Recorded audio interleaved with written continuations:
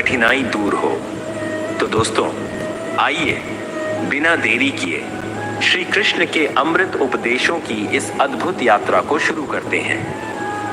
श्री कृष्ण कहते हैं, खुश रहना है तो जिंदगी के फैसले अपनी परिस्थिति कर ले। दुनिया को देखकर जो फैसले लेते हैं वह दुखी ही रहते हैं। कोई कुछ भी कहे, बस अपने आप को शांत रखो, क्योंकि सूरज की किरणें कितनी भी तेज क्यों ना हो, समुद्र को सुखा नहीं सकते। एक पंछी ने शिकायत की कि हे मेरे ईश्वर, बड़ी मुश्किल से मैंने घोंसला बनाया था, आपने तूफान भेज दिया और मेरा घर उजड़ गया। ऊपर से आवाज आई, तेरे घोंसले में सांप आया था तुझे खाने के लिए, इसलिए तूफान भेजा था ताकि तुम जाग जाओ और उड़ सको और तुम्हारी जान सुरक्षित रहे।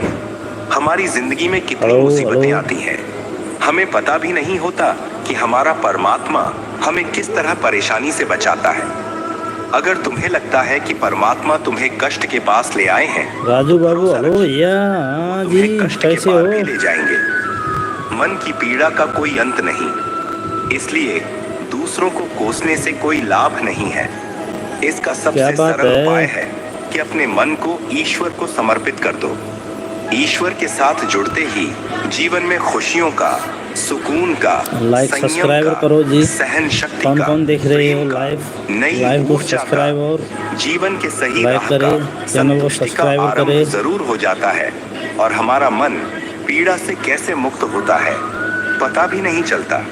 अगर प्रभु तुमसे ज्यादा इंतजार कर रहे हैं तो तैयार रहना, वह उससे कहीं ज्यादा देने वाले हैं जितना तुमने मांगा है।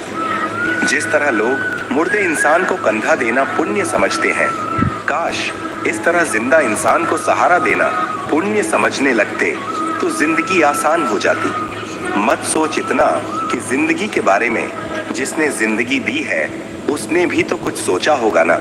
आपका बीता हुआ कल भले ही कष्टों से भरा हुआ हो, पर आने वाला कल आपके हाथों में है। मन अंधा होता है, इसके पास अपना कोई ज्ञान नहीं होता।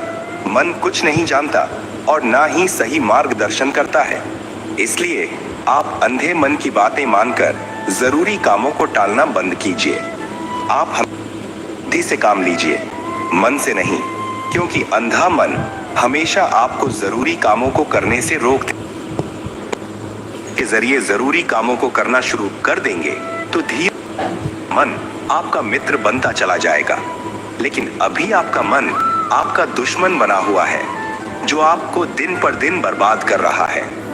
मुंह पर सच बोल देने और गुस्सा कर लेने वाले लोग उन लोगों से करोड़ों गुना बेहतर है जो आपके सामने कुछ और है, पीठ पीछे कुछ और है। किसी का दर्द समझने के लिए इंसान के अंदर का इंसान होना जरूरी है। कौवा कोयल की आवाज को दबा सकता है, मगर खुद की आवाज मधुर नहीं बना सकता। उसी तरह व्यक्ति सज्जन को बदनाम कर सकता है, मगर खुद सज्जन नहीं बन सकता। अगर अकेलापन है तो उसे एक वरदान समझो, क्योंकि परमात्मा ने तुम्हें खुद में सुधार लाने का थोड़ा अधिक समय दे दिया है। अकेले रहने का आनंद लेना सीखे, क्योंकि कोई भी हमेशा के लिए आपके साथ नहीं रहेगा। आदत बहुत अच्छी है, जैसा भी हो गुजर जाता है। कामयाब इंसान खुश रहे ना रहे, खुश रहने वाला इंसान कामयाब जरूर हो जाता है। जब सुखी हो तो भगवान को मत भूलना, और जब दुखी हो तो भगवान पर विश्वास रखना। लोग रंग बदलते हैं, मुरली वाला वक्त बदल देता है। मनुष्य का जीवन केवल उसके कर्म पर चलता है। जैसे कर्म होते हैं वैसे ही उसका जीवन होता है। जो किया है वह अवश्य सामने आएगा, क्योंकि कर्म किसी के सगे नहीं होते। जिंदगी बहुत हसीन है, कभी हंसाती तो कभी रुलाती है, लेकिन जो जिंदगी की भीड़ में खुश रहता है, जिंदगी उसी के आगे सिर झुकाती है।